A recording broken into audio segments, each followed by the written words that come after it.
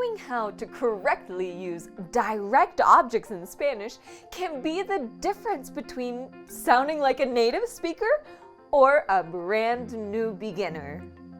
In this grammar guide, I explain what direct objects are in Spanish and how you should use them, with lots of examples and straightforward formulas. You'll be using direct objects like a pro in no time. But before we continue, don't forget to like this video, subscribe to our channel, and click that notification bell. We put out new videos every week that you won't want to miss. So again, like, subscribe, bell button. It's that easy.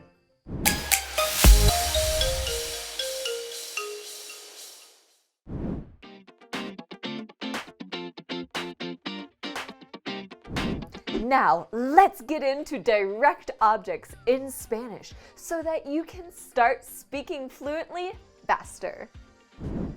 What are direct objects? Let's start with an example. Cassandra lost her glasses. In this sentence, glasses is the direct object. Direct objects are always the person or thing that is on the receiving end of the action in a sentence. Let's see another example.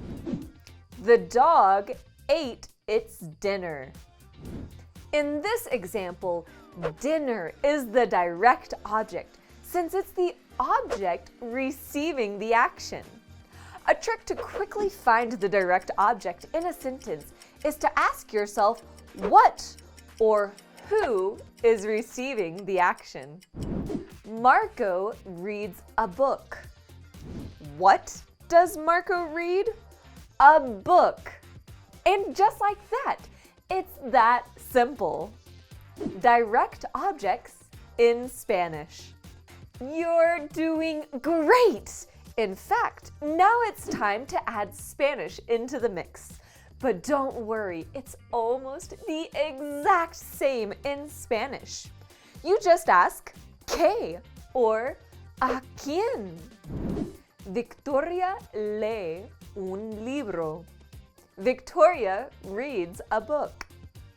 ¿Qué lee Victoria? What does Victoria read? Un libro. A book. Ojo! Keep an eye out. When a direct object is a person, not an object or idea, you need to put the preposition a before it in Spanish. Vi a Lori. I saw Lori. Direct object pronouns. Now that you know how to find the direct object in both English and Spanish, it's time to look at direct object pronouns. When you're in a conversation or writing an essay, you don't want to be repetitive. Instead of saying the same direct object over and over and over again, you replace it with a direct object pronoun. Direct object pronouns are words like me, you, he, she, and it. In Spanish, these translate to me, lo, la, nos, los, and las. If I was talking to you about my new favorite book, I wouldn't keep saying my book in each sentence. Instead, I'd replace the direct object with it after I use it in the first sentence. I lost my new book. He perdido mi nuevo libro. Let's replace this sentence's direct object with the correct pronoun. In English, the sentence becomes, I lost it. Since the book is singular and masculine, the correct Spanish pronoun is to use lo. The new sentence becomes lo perdí. If you're confused about how to pick the correct direct object pronoun in Spanish, then click here. Grammar can be tricky, especially in a foreign language. Having a native speaking teacher available to help guide you along the right direction is a key part of learning Spanish. If you're still on the fence about getting a Spanish teacher, consider signing up for a free trial class at Homeschool Spanish Academy. It's easy, no credit card or payments are required. Click here and sign up for your risk-free class today. Direct object pronoun placement.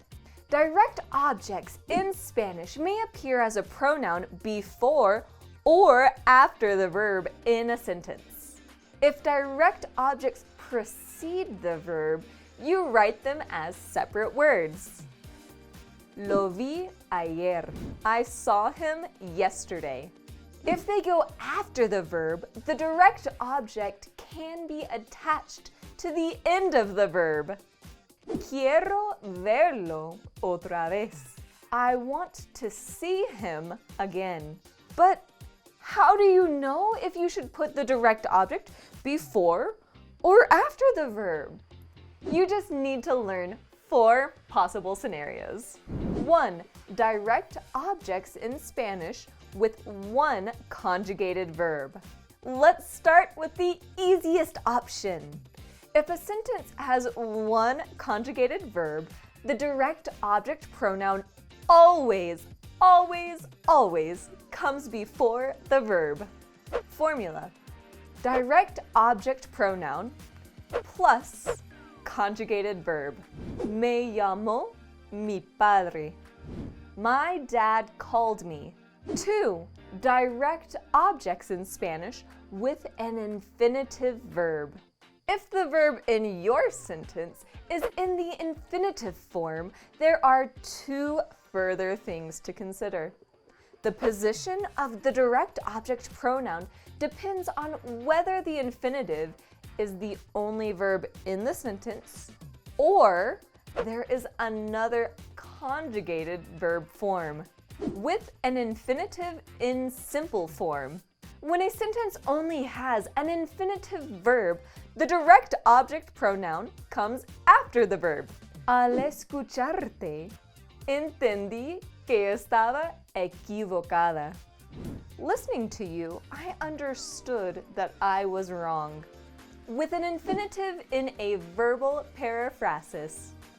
However, the infinitive verbs often accompany other conjugated verbs. In this case, you have even more freedom. The direct object can go either before the conjugated verb or after the infinitive. Formula: direct object pronoun plus conjugated verb plus infinitive. Or conjugated verb plus infinitive plus direct object pronoun. Tienes que atraparlo. Lo tienes que atrapar. You have to catch him. Notice how in Spanish both sentences mean the exact same thing in English. The placement of the direct object pronoun does not change the meaning at all. 3. Direct objects in Spanish with a gerund. Direct objects work exactly the same way with gerunds. Gerunds sound fancy, but you use them all the time. In English, these verbs always end in ing, but in Spanish, they end in ando or yendo, with a gerund in simple form. If the gerund is the only verb in the clause and does not form part of a verbal periphrasis, the direct object pronoun comes after it. Formula: gerund plus direct object pronoun. Se durmió viéndolo. She fell asleep looking at him. With a gerund in a verbal periphrasis. But if a gerund is part of a verbal periphrasis, The direct object pronoun can appear before the conjugated verb or after the gerund. Formula: direct object pronoun plus conjugated verb plus gerund, or conjugated verb plus gerund plus direct object pronoun. ¿Me estás siguiendo? ¿Estás siguiéndome? You're following me. 4. Direct objects in Spanish with an imperative. If the imperative is in the affirmative form, the direct object pronoun comes right after it. Formula: affirmative imperative plus direct object pronoun. Hazlo. Do it. Cómpralo. Buy it. However, if the imperative is in a negative form, the direct object pronoun comes before it. Formula: direct object pronoun plus negative imperative. No lo hagas. Don't do it. No lo compre. Don't buy it. Wonderful job learning the many placements of direct object pronouns. Be sure to keep practicing these placements. The more you practice, the easier it will get. Click here for some free exercises so you can keep practicing. Now, your Spanish sentences will flow more smoothly without repetitive direct objects clogging them up. If you want even more of a challenge, click here for practice with double object pronouns in Spanish. Were you surprised by how often you use direct objects and their pronouns without even realizing it? In English, we automatically pick up on complex grammar concepts and use them without even realizing it. With enough practice, you'll be able to do this in Spanish as well. Tell us in the comments below which grammar concepts you find the most confusing. Great job mastering direct objects in Spanish. The next step on your language journey is to read our blog about indirect object pronouns.